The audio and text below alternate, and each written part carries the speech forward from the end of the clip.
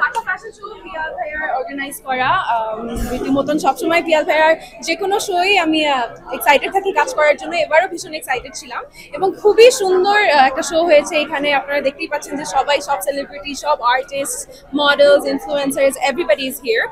আর হচ্ছে আমার একটা কিউব ছিল, আমাদের কিউবের মধ্যে আমরা সবগুলো অভিনেত্রীগুলো আমরা সঞ্জয় লীলা ভানসালির হীরামান্ডি বের হয়েছে, সো ওইটারই ফলো করে আমরা আমাদের কিউটা সাজিয়েছি।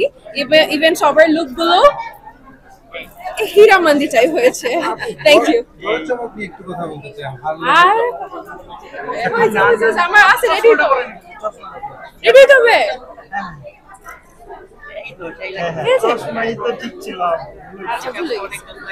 ওকে, thank you so much. Okay, আপনারা ময়ূরাক্ষী দেখতে যাবেন অবশ্যই সিনেমা হলে। Thank you. Eidul Azha.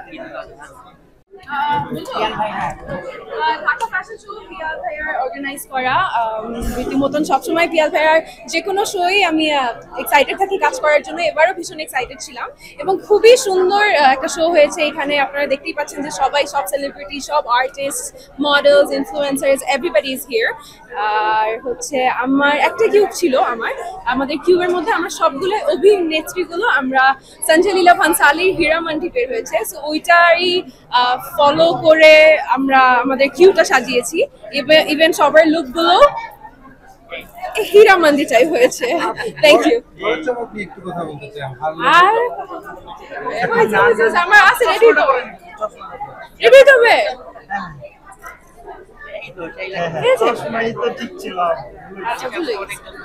Okay, thank you so much. Okay, আপনারা ময়ূরাক্ষী দেখতে যাবেন অবশ্যই সিনেমা হলে। Thank you. ঈদুল আজহা।